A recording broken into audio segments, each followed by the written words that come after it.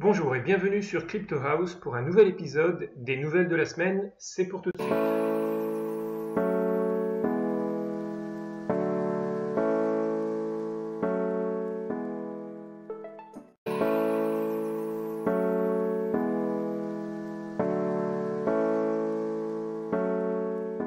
Cette semaine, on a eu un marché en demi-ton, après une semaine dernière qui était très bonne. Si on prend ici le pourcentage sur la semaine, on voit qu'il y a à la fois du vert et du rouge, mais il y a une ou deux sociétés qui sur la semaine ont fait très bien. Je pense notamment ici à Zilliqa, qui est une blockchain pour construire des applications décentralisées, et ça a monté de 51%. On voit aussi que Bitcoin Cash a été un petit peu pompé parce que le Bitcoin a fait à peine 1% de progression alors que le Bitcoin Cash un peu plus de 10%. Une autre crypto que je vous avais présentée il y a quelques semaines, c'est Bitcoin. Et Bitcoin a été listé il y a 2 jours sur Binance. Et dans la journée, le coin a fait x4, x5. Il est même maintenant complètement hors marché. Le market cap a décidé, le coin market cap a décidé pour l'instant, le temps que la situation se stabilise, de ne plus le coter. On voit ici que s'il y a une petite étoile devant le prix, ça veut dire que c'est exclu, donc il est complètement hors marché pour l'instant. Mais pour la petite info, si jamais il avait été coté il y a 2 jours, quand le prix était au maximum, Bitcoin aurait été 3e au market cap derrière Ethereum. Et donc là, le prix est un petit peu en train de redescendre. Mais il faut aller pour avoir les prix exacts sur les exchanges. Donc il y a Poloniex, voilà, il y a Poloniex, HitBTC et Binance. Alors regardons maintenant les news au niveau des cryptos. Alors EOS continue à lancer de nouvelles releases juste avant la lancée du mainnet. Ils en sont maintenant au Dawn 4 avec pas mal d'updates. Je vous laisse lire l'article parce qu'il y a beaucoup d'updates intéressants. Mais il est toujours prévu de lancer le mainnet au 1er juin. Donc restez tuned sur EOS. Le prix risque encore de monter un petit peu. On a ensuite Utrust que je vous avais présenté aussi. Donc Utrust, c'est une alternative à PayPal, donc une société qui permet au commerce en ligne de pouvoir accepter des paiements, mais des paiements en crypto. Et là, ils viennent de s'associer avec une société qui s'appelle Cambio. Donc Cambio, c'est une société allemande qui fait un logiciel de e-commerce. Et ils disent qu'ils ont 25 000 marchands. Donc ça veut dire que toutes les sociétés qui utilisent Cambio vont pouvoir avoir la solution du paiement en crypto. Et 25 000 commerces, c'est pas mal. Passons maintenant aux news au niveau des sociétés. Alors, après l'industrie alimentaire, l'industrie automobile, c'est maintenant au tour de l'industrie de l'aviation de se positionner favorablement sur la blockchain. Donc on a Airbus, Rolls-Royce et une news aussi sur Air France. Donc dans l'article, ils nous disent que Airbus recherche activement des solutions de traçabilité de pièces. Le but, c'est pas de remplacer les systèmes actuels, mais de compléter les systèmes de traçabilité avec la blockchain. Ensuite, on a Rolls-Royce qui, eux, veulent lancer leur propre blockchain et ils sont en train de recruter des gens dans le domaine de la blockchain. On a dans la même lignée une nouvelle un petit peu vieille mais qui concerne Air France, qui eux, ils sont en train de regarder la possibilité d'utiliser la blockchain pour améliorer la maintenance de leurs avions.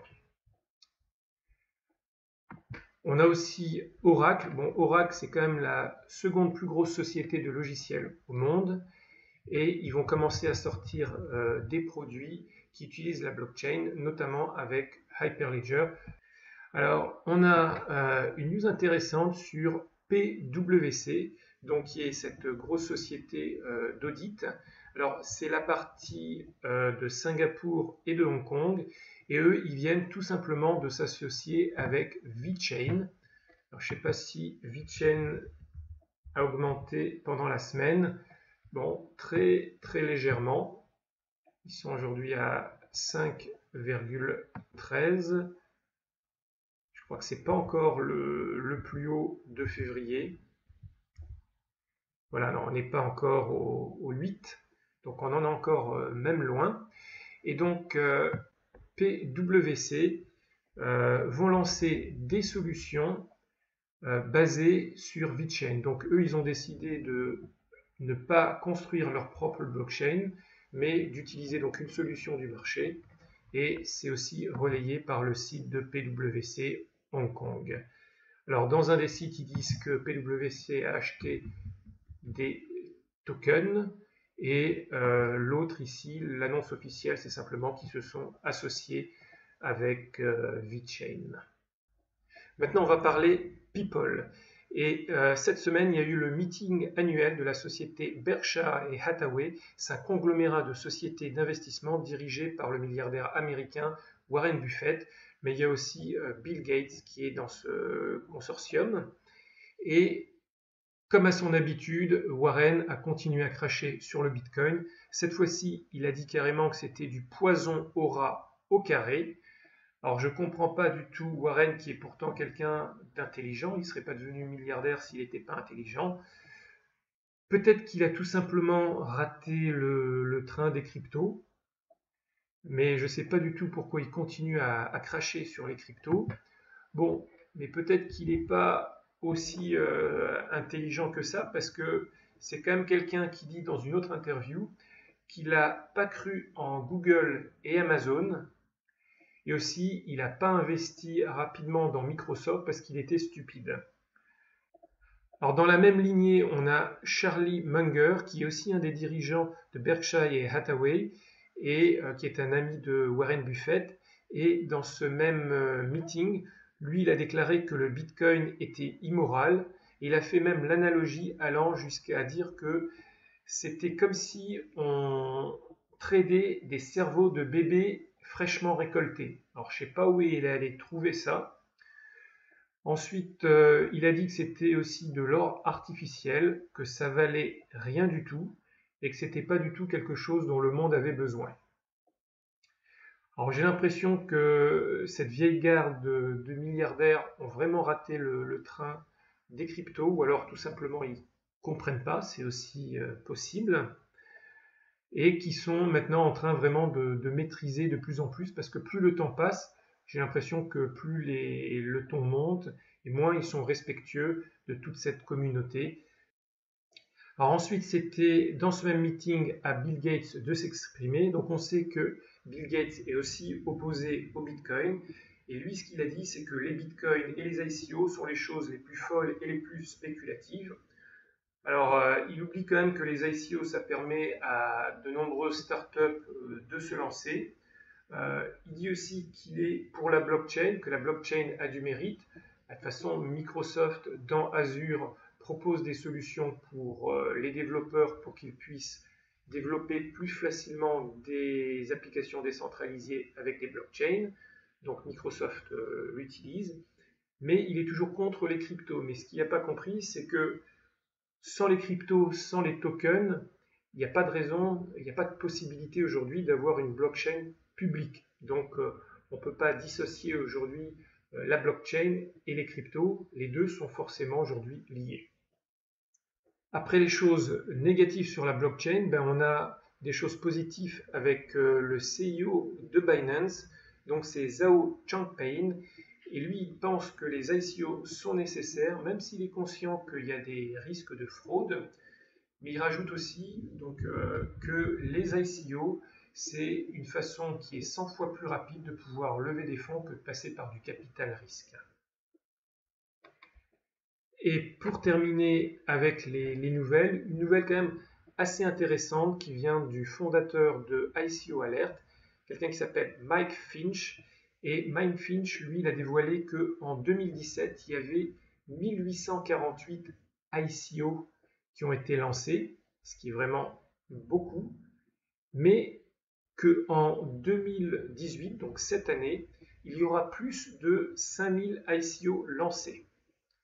Donc là, c'est bien parce que bon, ça permet à beaucoup de sociétés de pouvoir se lancer, mais ça va devenir de plus en plus compliqué de trouver les bonnes ICO, celles qui sont vraiment intéressantes, celles qui vont survivre, parce que je pense que parmi les 5000, il n'y en aura pas plus d'une centaine d'intéressantes et pas plus d'une dizaine qui vont vraiment prendre et bien monter.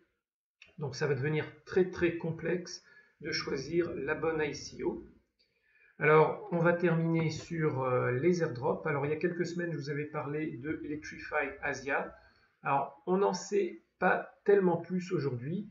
On sait simplement que Electrify Asia vont lancer donc leur airdrop sur 1,5% du nombre total de coins, c'est-à-dire 11 250 000 coins, qu'il faudra avoir donc des tokens OMG, et que ce sera pour la fin août. Il faudra un minimum de 10 OMG pour pouvoir participer.